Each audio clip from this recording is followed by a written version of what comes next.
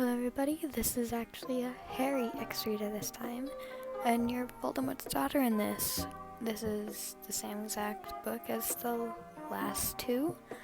I hope you enjoy, and the quote of this video is, "Young girls are told you have to be a delicate princess.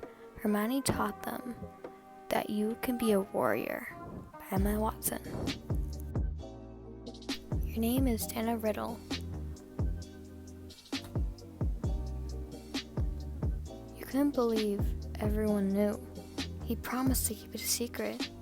Did you really think anyone would accept you? It isn't that bad, Draco spoke. You told everyone I'm the freaking daughter of Voldemort. I kept it a secret for a reason, he scoffed. Why did you have to tell everyone? I trusted you. Well, people were going to find out anyways. You're a Death Eater and I didn't tell anyone. Shut up, Riddle. You sighed and pushed him aside. You walked out of the common room. Everywhere you walked, students would back off in fear. They'd whisper things behind you. You tried to block the insults off. At the other end of the corridor, you saw someone. Harry Potter. Your crush. This entire situation wasn't really helping. He wouldn't talk to you. I was just afraid that you'd kill him. You sighed and clenched your books against your chest. You passed the Gryffindors and refused to look at them. Harry watched you leave and sighed. Harry, you have to accept it. You can't ask her to go on a date with you, Hermione spoke. She's right, mate. It'll be your death, Ron sighed. Harry sighed and watched you turn around a corner. Can't I ask her to Slughorn's party? As my date? It's the same, Harry. You don't want to interfere in her life. Voldemort will use it against you, Hermione said. So what am I supposed to do? She probably thinks I hate her. Ron leaned against the wall next to him and crossed his arms. You should hate her. You should fear her. Ron, it isn't that easy, Harry said. Malfoy always has to ruin everything. I thought Dana was friends with him. Nice friend, Hermione scoffed. It was quiet for a moment. Let's just go to potions, Harry spoke. You entered the potions classroom and decided to just stand in the corner. Slughorn came in, followed by the Gryffindors and some other students. You watched Draco as he fooled around with his friends. You thought he was your friend. Harry looked at you shortly. You looked away to Slughorn.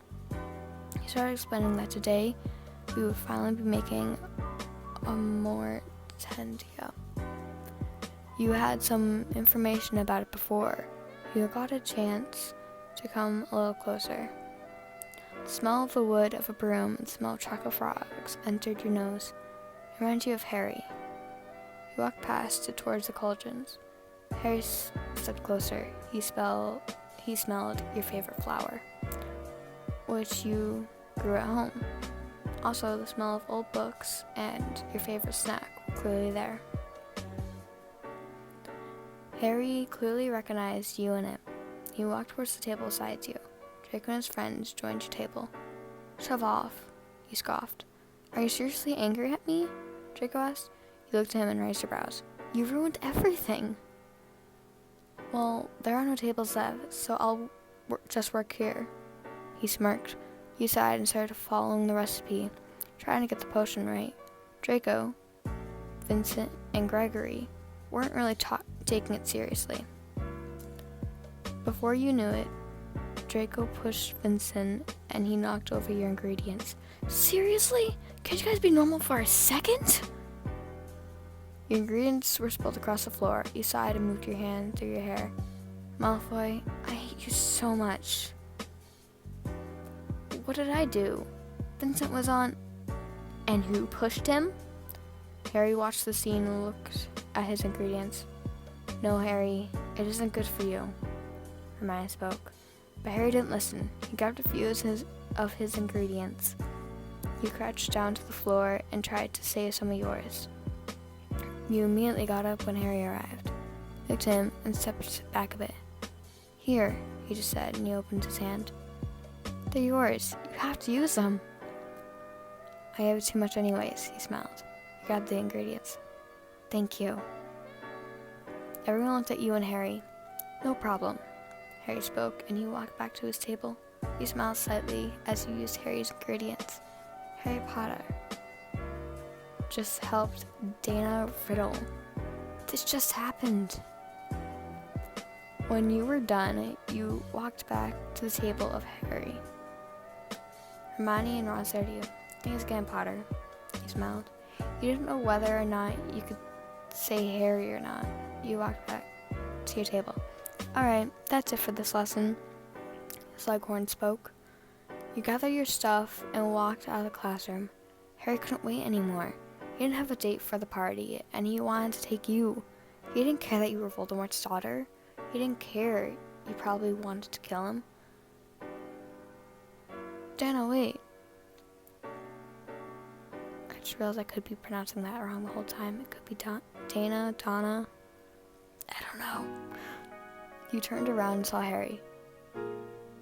Dana? She called you Dana? Yes, did I forget to give you something back? You asked? No, I wanted to ask you something. Students started gathering around the two of you. You looked around and stepped back a bit. You clenched your books closer to your chest. Harry saw that you felt uneasy. He didn't really know what to do. You walked towards him, grabbed his arm, and then operated away towards the forest. There was no one there. Thanks, Harry smiled. No problem. What's up? You asked with a small smile. Well, I just wanted you to know that I don't hate you. My friends do. I don't. Why would I sound anything different than you? Because your father wants to kill me. You let out a small grin. It's fine, Harry. No, it's not. That's why I wanted to ask you. There's this party. A Christmas tea. Slughorn is arranging it. Do you want to go with it? To go with me? As my date? You looked at Harry. Was he asking you out? He was, wasn't he? You smiled. I'd love to.